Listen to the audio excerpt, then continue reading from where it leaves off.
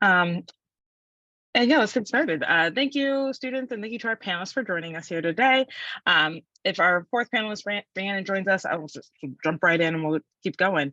I'm going to everyone start with introductions of themselves, kind of a quick history of like who you are, what you're doing now, how you got there from undergrad to where you're at now.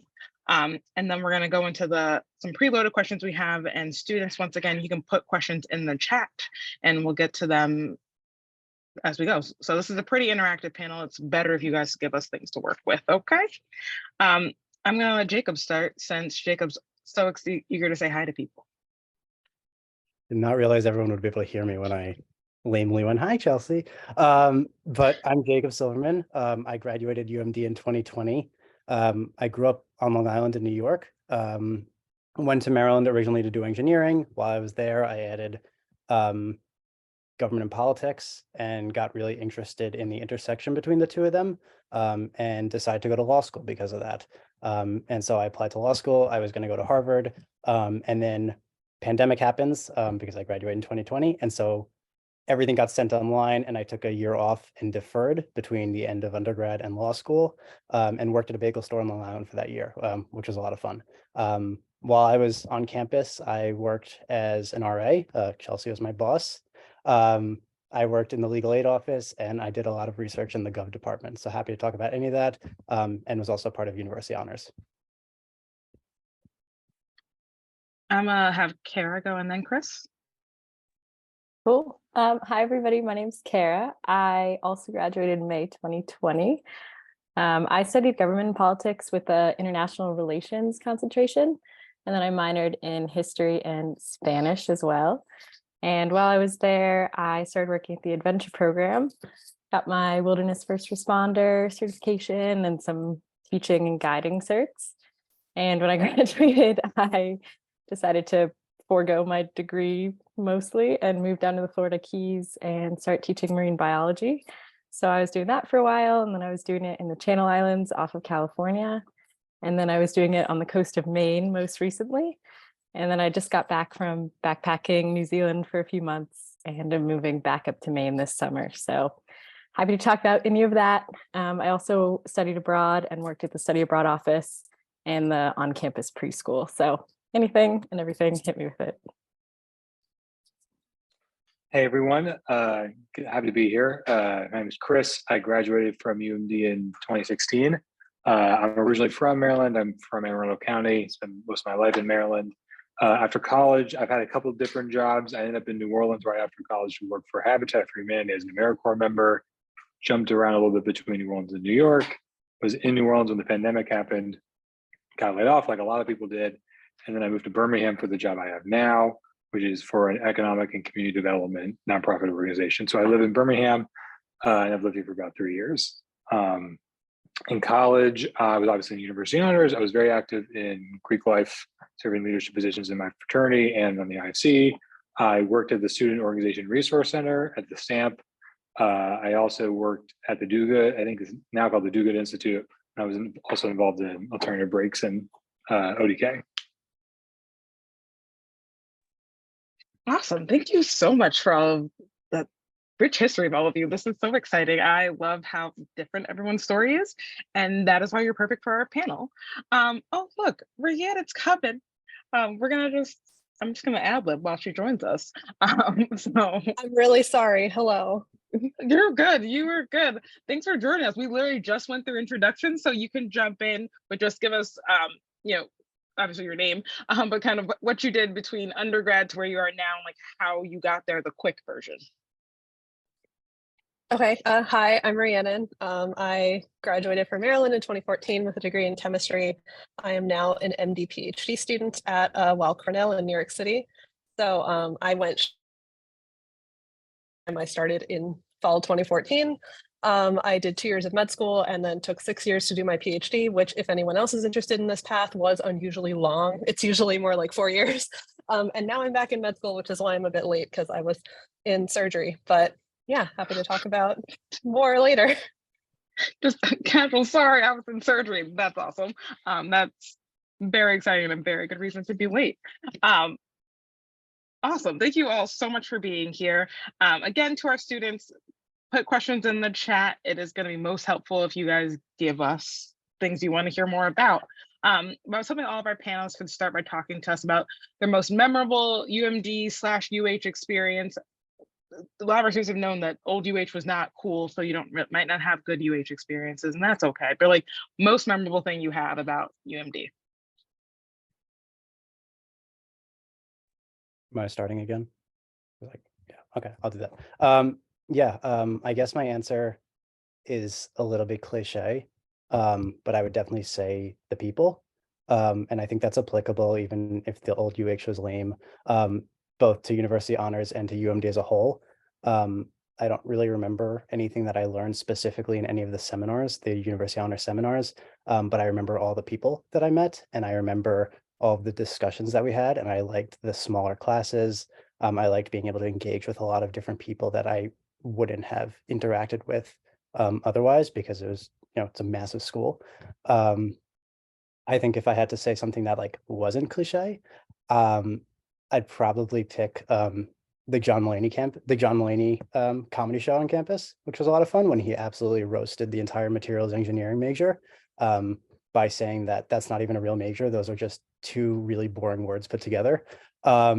Or doing research with Professor Kroko in the Gov department, if anyone knows her, was absolutely fantastic. Professor Kroko is now the director of global communities. I don't know if you heard about that, Jacob. Yeah, Global joined the Honors College, and she is now the director, and she's teaching them all R. And I thought about how you helped me learn R many moons ago. So, wow, look at this full circle. Who else wants to go about their most memorable UMD UH experience? Go for it, Kara. It's funny, Kroko also taught me R. I think as a whole at UMD, my most memorable experience would have been all that adventure program stuff, just because I kind of fell into it.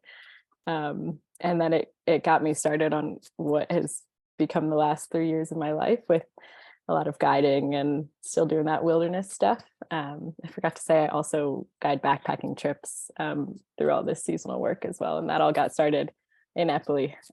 So both the career path and lots of smoothies came out of that. But I think in terms of university honors, I would have to agree with Jacob. I actually met Jacob in a UH seminar, never would have met a lot of my friends otherwise.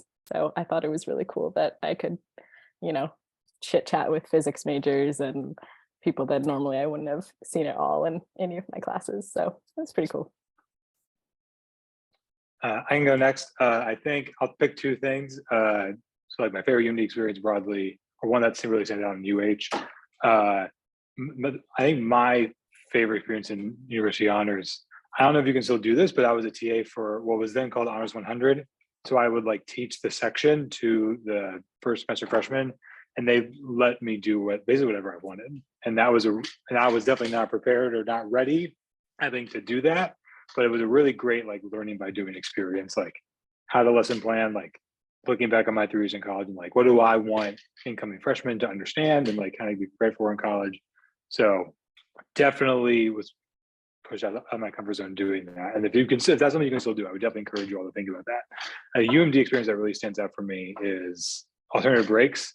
I went to Guatemala my sophomore year of college. I'd never been out of the country before. So I spent 10 days in Guatemala, like doing really cool adventure stuff, but also doing a service at a coffee plantation. And that was almost 10 years ago. I still think about that quite often. And one thing on Regiment University Honors, I'm going to a wedding this summer for someone that lived across the floor from me in Hagerstown. So that was 10 years ago that we first met. So some of the friendships you'll make in honors are going to carry with you a long time.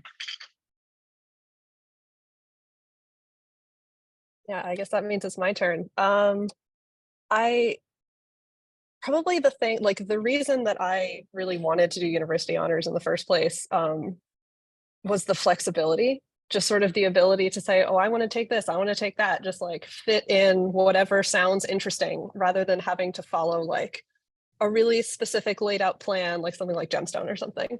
And so the ability to just like some of the seminars I took, like sometimes we're indulging my own weird nerdy things. Like I took a seminar about prion diseases like mad cow because there was someone who wanted to teach that semester. And then like my final semester of senior year, when I was like, what random classes can I take to stay full time?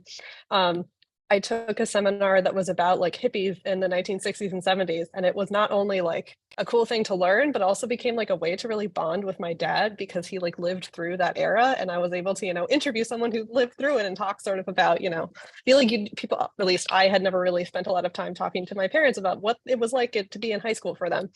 So just, yeah, the ability to sort of just branch out and do whatever sort of strikes your fancy if you have room in your schedule. I hope it's still at least somewhat like that, very flexible. And also probably one of my favorite things that I did at UMD was to share with prospective students how much I was enjoying my time at UMD. Like, I imagine this is still a thing. I was part of the like CMNS recruitment ambassadors that was run by like Eden Garosi in the CMNS office. And I think I was one of the first sort of like group of students to formally be called that, and just the ability to go to all these panels of prospective students and tell them about how much I thought like majoring in chemistry at Maryland is great and you should all come here and do it. Yeah, for some reason that was like one of my favorite things that I did in college. Awesome answers, everybody. So great to share. To follow up on Chris's thing, guys, about like being a TA for Art 100, it's now being a PAL for HUH 100. Similar, it's a little different, but still a great way to like mentorship and leadership. And I think that's really the point, is like a chance to like be in front of people and be a leader. I definitely encourage all of our students to take advantage of that with our various opportunities, with us or honestly anywhere. Like, get involved, be a leader. Always good to share that message. Our next question for everyone, if we could talk about one experience from undergrad that you appreciate more now than you did when it was happening.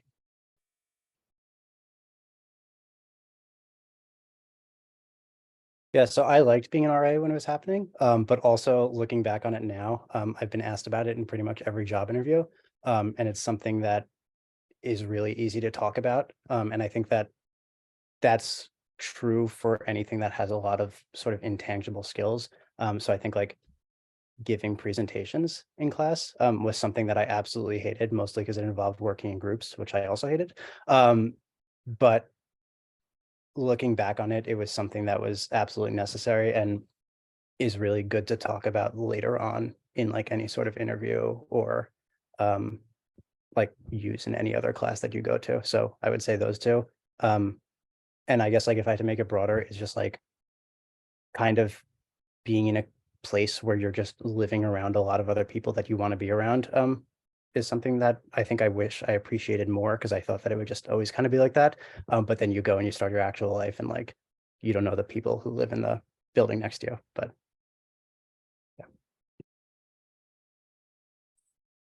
I think my answer to this question would be I did the Federal and Global Fellows program. I know it's now kind of entrenched in a different kind of pathway, but I was a global fellow. And I think at the time I thought it was interesting, but I wasn't fully invested in it. And now looking back, it was super cool that guys from the State Department were coming out to teach us. And we got some really cool real world experience. And I was consulting with the State Department this fall a bit. I think thanks in part to some of those skills that I got, just kind of how to react with real world government people in in that kind of space. So that was really cool. I would strongly encourage that if anybody's into international relations, or even if you're not. We had a fair amount of pre-med students as well in there and that kind of thing. So that was really cool. I think something I took for granted in college, and I'm sure the other parents would probably agree, is just like how easy it is to just make friends in college that you don't really realize until later in life. You know, especially a school like UMD that's, you know, over 25,000, I think, undergrad students. Like you can just get onto a bus and just talk to somebody and make a new friend.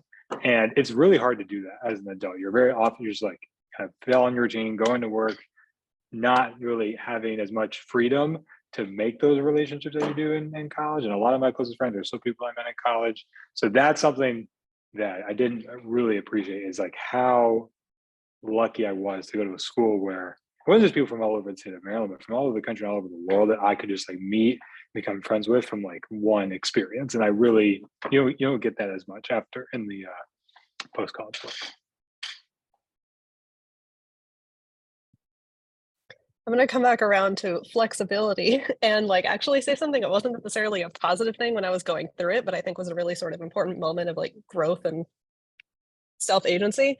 I think because Maryland is such a big school and the departments are so big, you have a lot of freedom to do what you want and sometimes take on more than you can chew, because advisors aren't there to look over your shoulder and say, no, you're taking too, well, sometimes they'll say, no, that's too many credits, but a lot of the time they'll let you, go a little too far. And like I was a double degree student in chemistry and music performance for my first 2 years.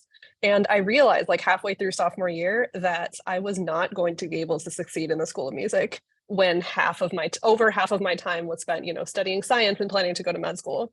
And so I sort of had to sit down with myself and sort of face my own priorities and make the decision to like drop the second major.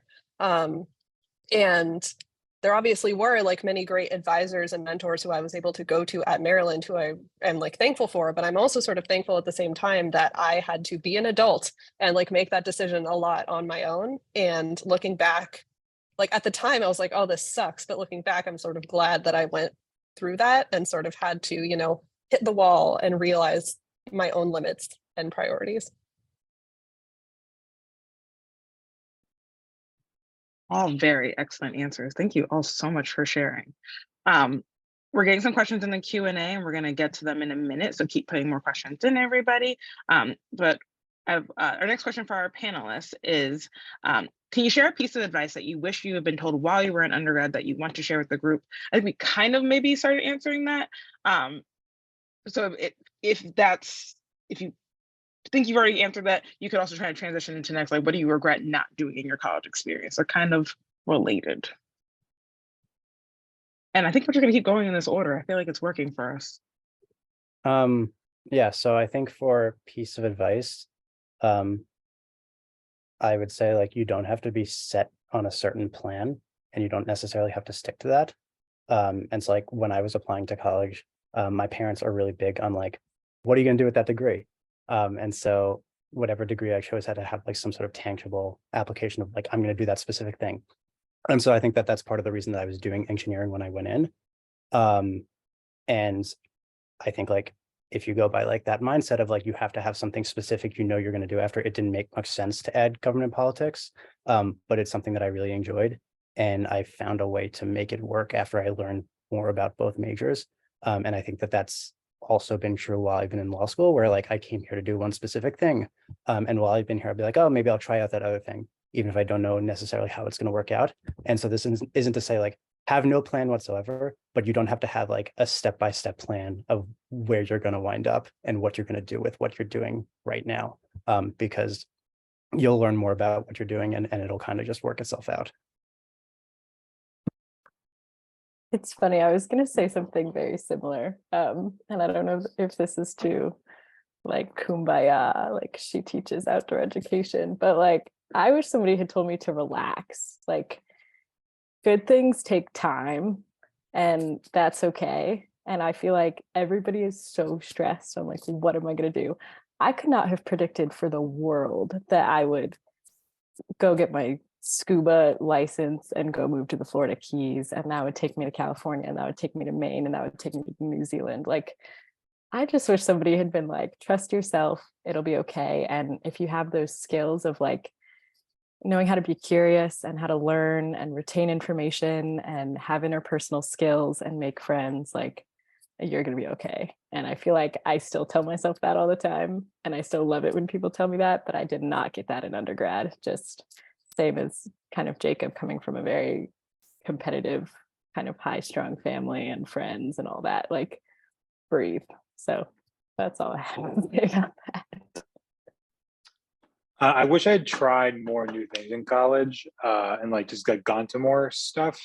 I remember I saw Laverne Cox, the actress, speak at Chapel, the Unity Chapel, when I was a senior. And there are so many just like amazing events that happen in Maryland every single day. and you can just get so caught up in like homework and school and like everything you have to do. But what an amazing like hub of so much activity that I don't think I ever saw a performance at CSPAC once, like when I was in college. And like what a missed opportunity that I, looking back on, should have done. There was someone that I went to school with, was in university honors, and I remember she said that she would try a different student group every single semester. And if she liked it, she would stay in it. But if she didn't, then she would just like, hey, I'll try anything for one semester.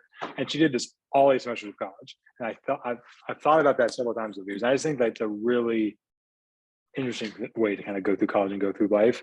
So I wish someone had told me to just like be open to new experiences more and kind of get outside and make sure to not just get so bogged down in like my schoolwork and the day-to-day minutia of college that you don't take advantage of the other great things that come with going to a university like Maryland.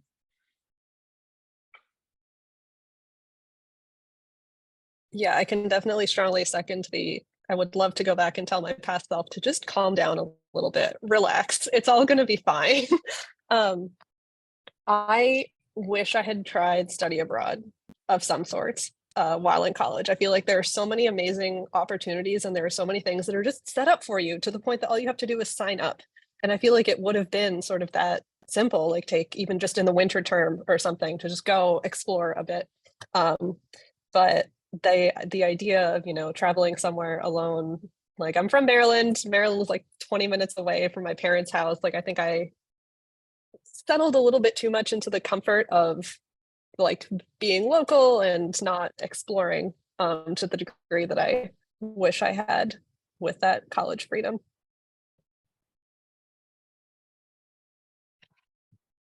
Some really good advice there, and I totally echo all of that.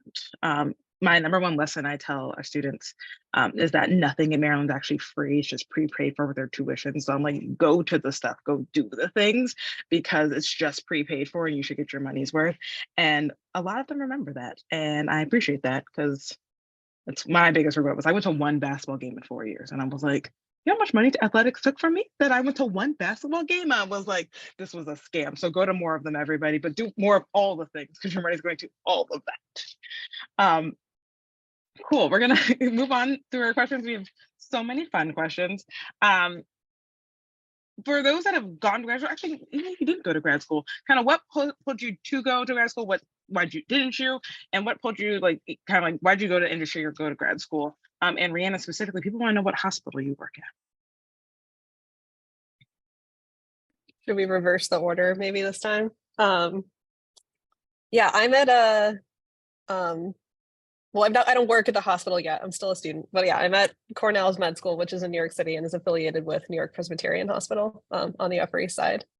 I kind of went to grad school because I kind of knew from the beginning that I wanted to do something that required post-grad education. Like I was pre-med from the beginning, and I discovered after trying out research my first year that I also wanted to do like research, like trying to run a lab someday, like at an academic institution, and you kind of need a PhD for that.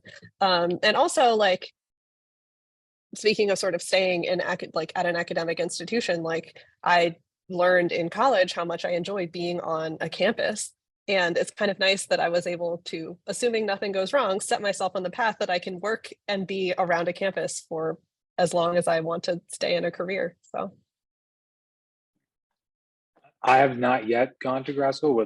I'm actually considering it in the next couple of years. And my only advice is for folks that might want to go to grad school after undergrad is, if you know you want to be a lawyer or a doctor, or like a certain profession that you know has to go to grad school, then just go ahead and do that. But I thought I wanted, when I graduated from Maryland, I thought, well, maybe I'll go back at like a MBA or something. But now in the field that I'm in, I actually now know exactly what I want to do with my career for the next 10, 20 years, and which specific degree will actually allow me to advance in that career. And I didn't know that 5 years ago or 7 years ago. So I do think for certain folks that don't really have a firm idea of what they want to do after undergrad, I think taking time to try some things out, try a couple different jobs, that will help you understand, do you actually need to go back to school and get more experience? And if you do, what type of degree you need?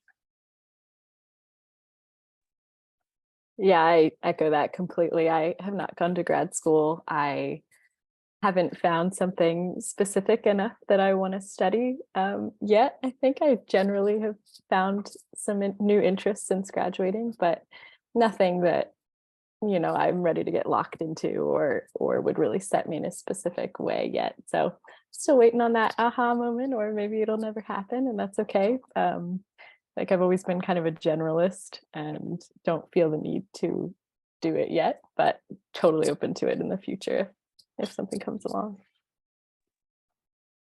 Yeah, I decided to go to law school mostly because grad school is the only option to like do something in the law or to like practice law. It's just like a prerequisite.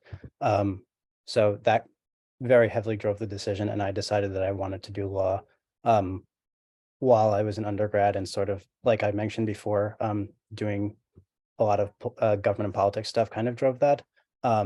Just also being on a college campus, I think from 2016 to 2020 makes it hard to ignore everything that's going on in the world. And so that also definitely played a little bit of a role. I will echo the advice previously, though, of like, I knew I wanted to do the law or do the law, go to law school and do something in the law. But I do wish that I took a few years in between to kind of refine that a little bit. There's a lot of people in law school who know exactly what they want to do, and they bring really relevant prior life experience to inform whatever it is they want to do. And I kind of wish that I had some of that and wasn't figuring it out on the fly while I'm here. So I wish that I had taken a few years, but overall happy that I wound up doing it. So you're telling me bagels don't translate to law school, apparently? Actually, I'm proficient in bagel law. Love it. Do you hear the bagel place closed? I'm very upset about it, and I just like everyone to know about this. Are you Yeah, serious? I had a it's party so when it upsetting. closed. Those bagels are terrible. Jacob, it's fine, it's whatever. That's like pouring concrete into the fountain. It's like Yeah. an institution. Oh my gosh, RIP. Yeah. They only knew how to make scrambled eggs. They didn't know how to make any other type of eggs. They deserve to close because of that. They're not an egg place. They're a bagel place. Long Island bagels, he has strong opinions on the sandwiches, people. To our next question, this was specifically for you, Kara, but I think others might have some insight on this as well.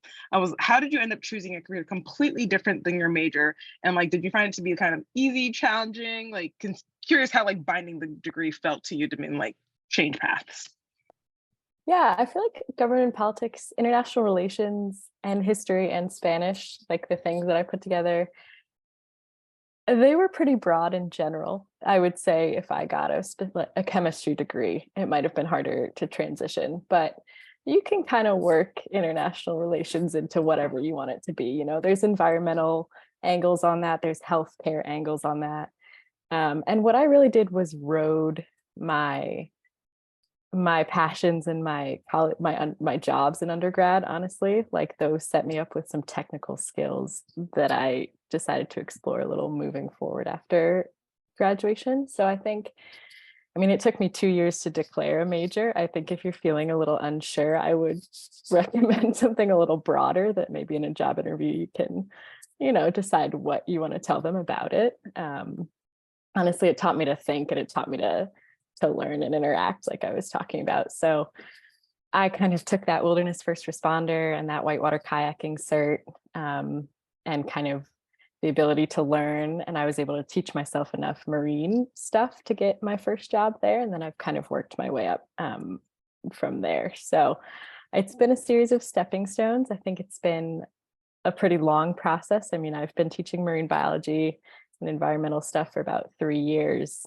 And I'm still not making any money or, you know, that kind of thing, but I'm having a great time. So I think I got pretty lucky with a pretty general degree. And now I'm actually coming back down to earth and looking at some policy jobs and some kind of international environmental policy stuff, some marine policy stuff where I can combine everything I've done. And it has been helpful to lean back on that degree and be like, look, I did study this in school, even though I've been doing all this other stuff since. So I found it I think I got lucky. Florida is a pretty wild place, and they decided to hire me. And then I went from there. But I'm very happy with the choices I've made. So I would recommend all of that. If anybody, wants to chat further about it, I would be so happy to.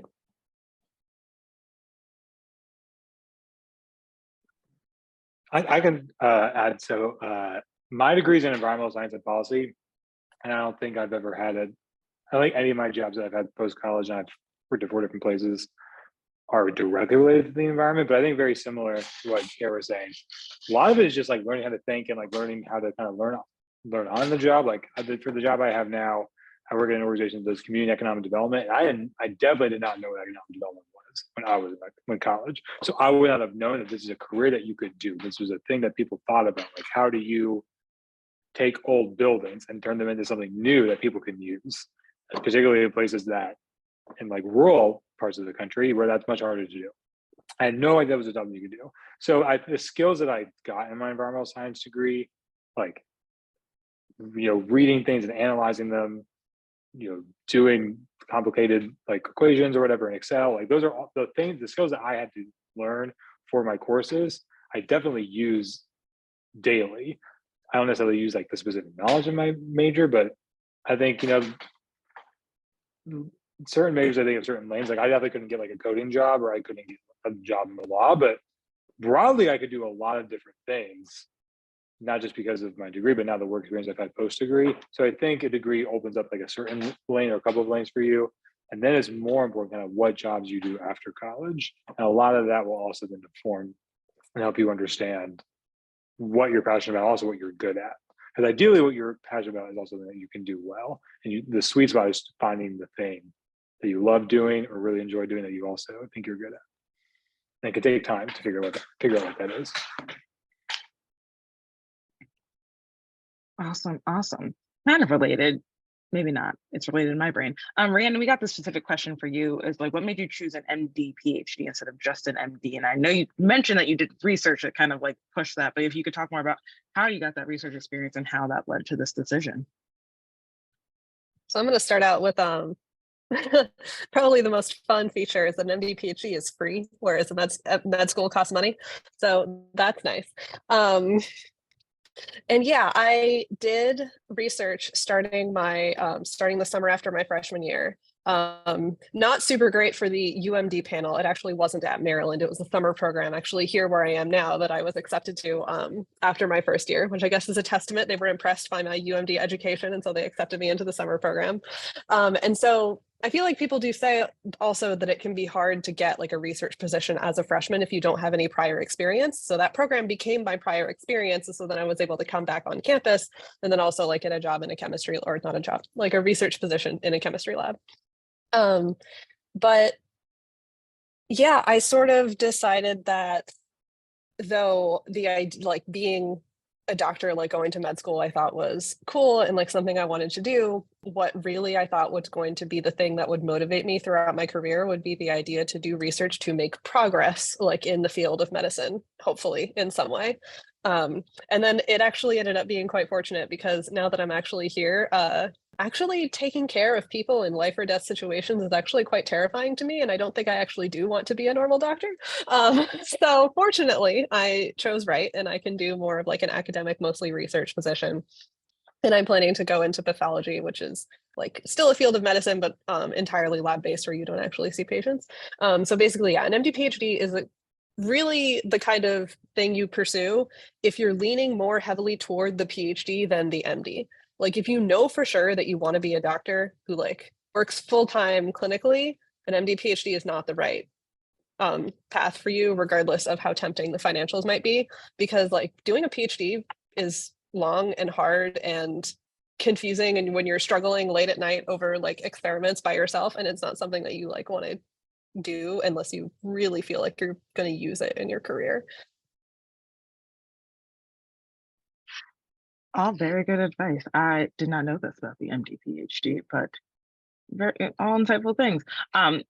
To our students that are interested in research opportunities on campus, around campus, the advice I've always heard from people that like research, I hate it, but other people tell me they're like, reach out to the professors you have, like ask questions about what they're doing, and like they will set you up. Like it happens every semester, and I don't know why I'm still surprised that it does, but it really works. Just start talking to people. I don't know anything, so don't ask me, but ask other people in our program. They can help you. Our next question for all of our panelists, which I think is a good talk about balance.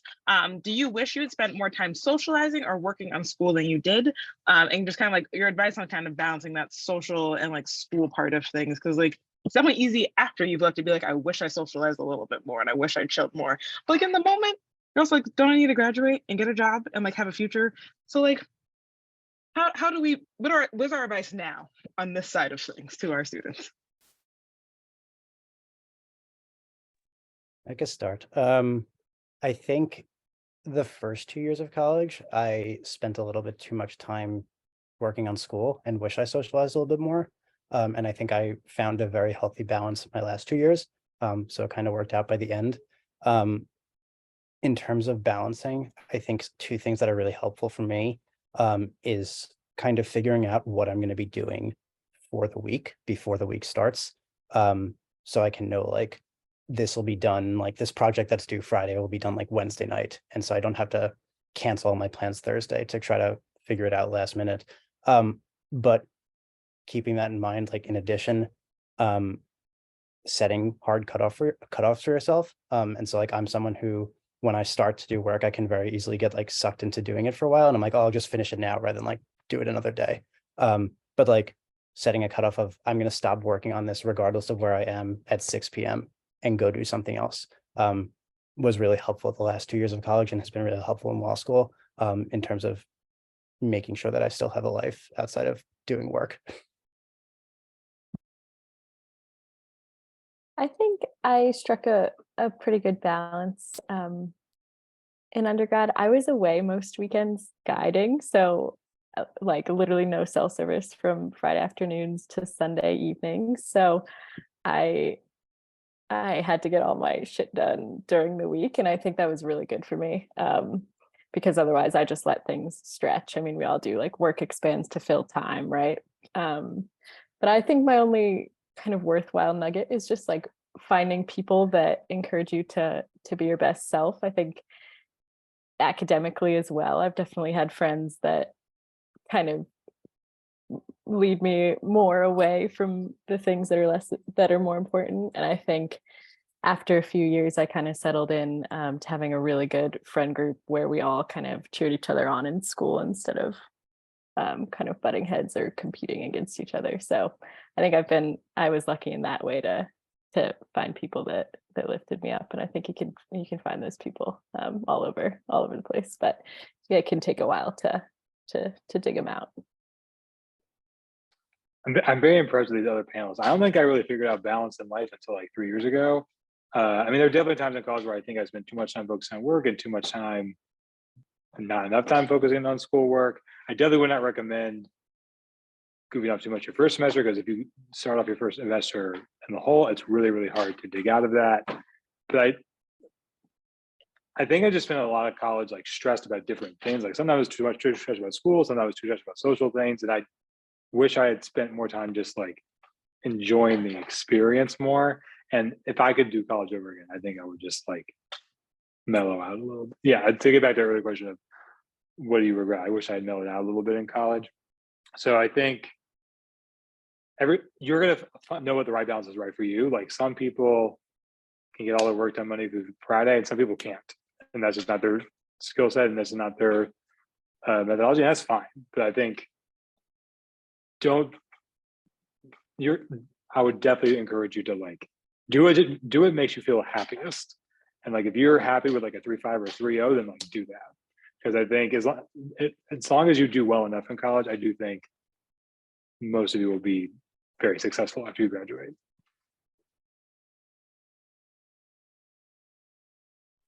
I also think I did an okay job balancing. I think I might have actually been better at balancing a couple years in college than I am now. But I feel like I remember the first semester being a rough transition, because I went from being a nerdy, somewhat reclusive only child to suddenly living in Benton Hall full of like, 70 students on the floor having a roommate, and like, there's always something going on. And I've like wanted to be a part of it because it was all new and exciting. And then the next thing I knew, it was 2 a.m. on a Tuesday, and I was not used to staying up that late, and it didn't go that well. But like, I feel like after that first semester, like things sort of calmed down a bit and I got a pretty good balance. I think probably one of the best choices, like, so in terms of the balance that I made, was joining a professional sorority. Like I was in like the music sorority, Sigma Alpha Iota. And it wasn't like, Greek life kind of, wild parties or anything like that, but it was like a club, an extracurricular activity that was full of a bunch of like other women who I became very close friends with. And so it was sort of both socializing and like, doing community service and like working together for like the betterment of the music program. So I thought it was a nice, yeah, like it's a way to help the balance. It's like, yes, at 7 p.m. on Thursday, you have to go to your club meeting, which is also like a fun opportunity to socialize with your friends. So I thought that was helpful. Awesome, awesome, awesome. We're nearing the end of our time, everybody. Just like realizing how long it takes to answer questions. So students, this is your last chance to put a question out there. We might not get to all of them, but put them in there. Our next question will be, though, for those who have studied abroad, did the language barrier ever make you hesitate? And where do you recommend studying with no other language knowledge? Where would you recommend studying? Eric. And I think, Chris, you definitely said you studied abroad, but I don't know if anyone else did or cared. Okay, perfect. There we go. Go for it. I can go ahead. I studied abroad in Madrid, Spain, my junior fall. And I actually just went back last month, which was super fun. I was there for a few weeks. And I also was a teaching assistant on a summer program to London that was through the history department.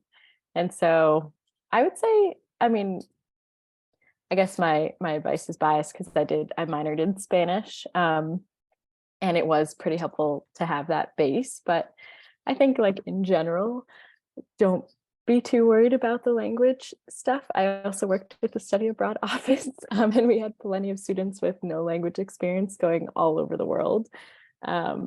And I think doing things that scares you is really good in life, and you'll pick it up quick. You're in university honors, obviously you're intelligent, like it'll be all good. But if you're not comfortable with that, that's okay too. And the London programs are really cool. I can't speak to, I didn't go anywhere else that was strictly English speaking, but those London, and there's some cool Ireland programs as well. I would highly recommend looking into.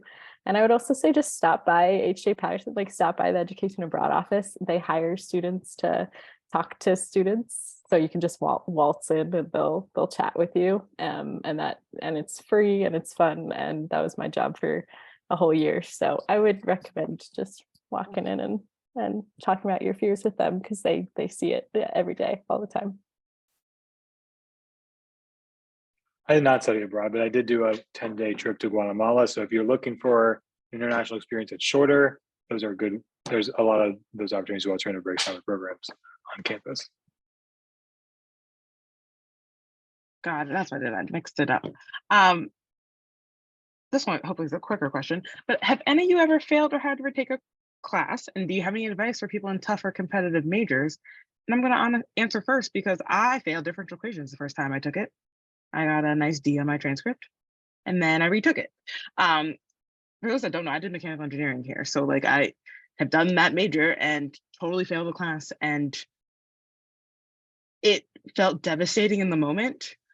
And then I realized now that like no one cares. I maybe would have cared if I was trying to go to med school or like go be a lawyer, but I work here, as you can all tell, and no one asks what my grades are in college. A lot of places don't care at all, and as long as you can like talk about that experience and like what you learned, and like I learned so much about myself. And like the semester I failed differential equations was actually my second best semester in college because I got straight A's and everything else. So I was like, well, that was kind of it was really weird, and I was like, let's talk about it, let's build on it. So like you can fail things and still come back from it, but like getting down about it, like it's just going to stress you out more. Like basically made the choice going to the final that I was like, there's no hope of this unless I somehow get 200% on this final. So we're going to take it for taking it, but let me focus my attention on everything else that I know I'm going to do way better in. And yeah, second best semester I ever had in college was the semester I failed a class. And I'll let anyone else take it away from there if you have ever failed or had to retake a class. Oh my God, am I the only one? It's okay if I am, I just didn't expect. I didn't fail a class, but I got a C in geography sciences, which was a requirement for my major. And it was like clouds and the earth, and I just hated that class so much. And it was like the worst kind of college class where it's 3 tests. So if you don't do well on one test, you're just like screwed the rest of the semester. So I did not fail. I got a C on my transcript. It's the only time that ever happened. And just like you said, Chelsea, no one asks you about that stuff. After your first job, like people don't even ask you necessarily where you went to college. So like there's plenty of people know that I went to Maryland because I talk about how much I love Maryland all the time. But like a lot of people, like you don't even know where they went to college because it doesn't come up that often in your day-to-day life. So those small mistakes don't matter that much in the grand scheme of things. Wow, okay, there's a group of overachievers in this room. They just don't. I have no problem talking about my class I failed, and it's really not the end of the world. This is a really good question, I think, for everybody. Did you choose where to live based on a job, or did you find a job based on where you wanted to live?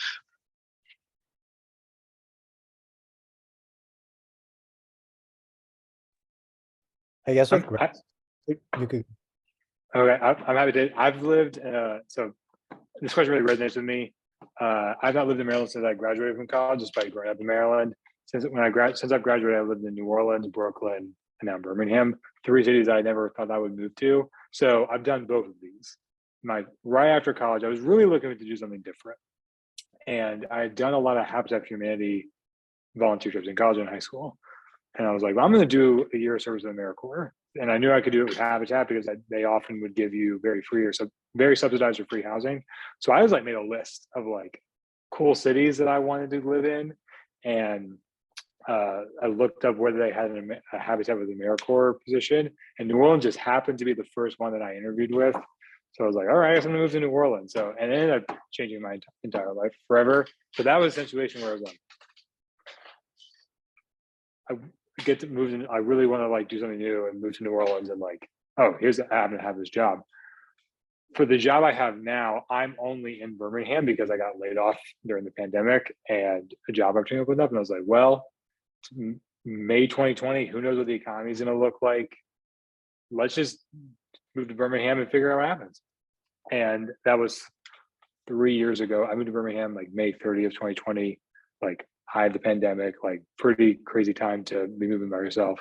And then my fiance here, I've had the best like professional experience of my life in Birmingham and just took a risk for a job. So I think I would definitely, this isn't necessarily part of the question, but always encourage folks, especially if you're from Maryland and go to Maryland, if you see a cool job opportunity like in Denver or Washington or like some crazy part of the country you've never lived in before, highly encourage you to do it. You might hate it, or you may find something that you really, you may discover you love something that you didn't know that you would love. So yeah, I've done a little bit of both with this question.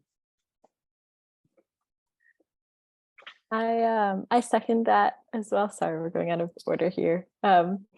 But mine was primarily motivated on the fact that I had a government degree and I knew I didn't want to live in DC at that time. Like I grew up on Capitol Hill and I was like, I'm not going back in 2020, not yet.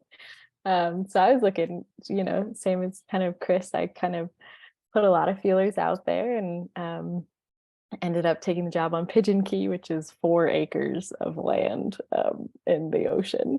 And then I was like, wait, I really like living way out there. So then I was looking at different island jobs and ended up on Catalina Island and then the coast of Maine and stuff. So I completely agree with that. I think figure out where you don't want to live if you're getting a strong feeling.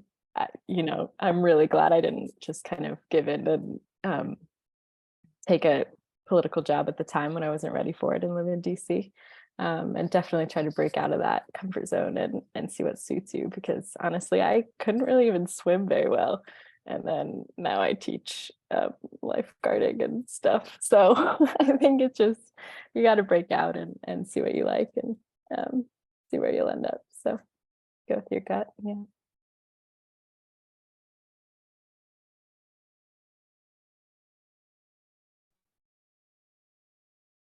I really wanted to be in New York. I thought it would be really cool because I knew when I was, oh, there goes an AirPod. When I was applying to programs, I knew I was making like a 8 to 10 year commitment of being in the same place at the same institution. And yeah, I just really wanted to do that in New York City. So I applied to, I think like 17 schools for grad school, and 7 of them were in the New York City area. And fortunately, I was accepted to 2 of them and got to decide to come here. Yeah, I definitely picked a school not necessarily based on the location, more just like what school appealed to me and went based off of that. But for people who don't like how law school works, like it's very weird in that like you kind of know where you're going to be working after law school after your first year. And so when I was deciding where I want to be next summer and consequently after graduation, it was very much determined by the location, not necessarily the job itself. And part of that's helpful because there's legal jobs pretty much everywhere. But I was pretty much deciding between offers in Boston and New York. And at the end of the day, like I know more people in New York. I know that there's things outside of work that I would want to do in New York, and people I'd want to see outside of work in New York. And so I went based off of that when I was choosing a job.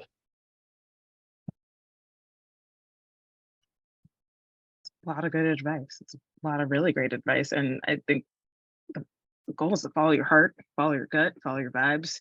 I'm still in Maryland. I've been in Maryland a very long time.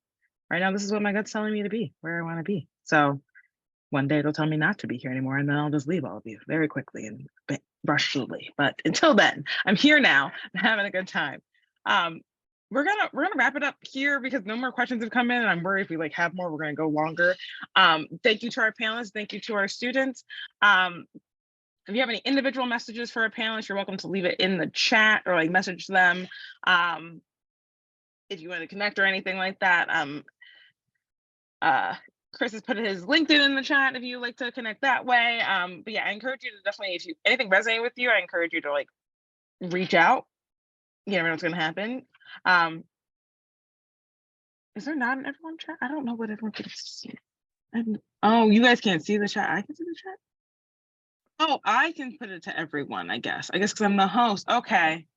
So you can share my LinkedIn. Feel free to share that with everybody.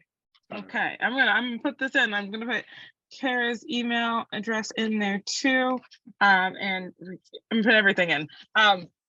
Just a little fun fact, ways about I know our panelists. I know Kara's brother. Fun fact: I was his RA many moons ago, before him and his wife were dating. I knew them both individually, and now they're married. They met in La Plata, yes. floor 4, I believe.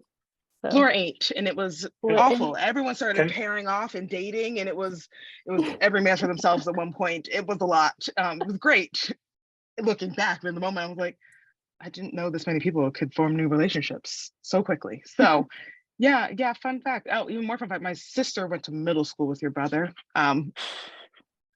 Yeah, I'm from Howard County. Yeah, just a full circle on a lot of things, everybody. So wild. An ILS romance. They tied the knot last fall. Wild. So cute.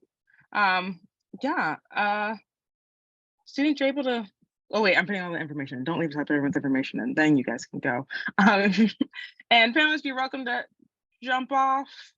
But thank you so much. It's been a pleasure. It's been really fun, and I have really enjoyed this opportunity to talk to all of you. And if you ever need anything from no, that was Jacobs again. If you ever need anything from me or University Honors, please reach out. Like we are happy to help partner and make things happen. You're like, oh, I need a student to do a thing. I will find you a student. We have a lot of them. So thank you guys so much. It's been so much fun.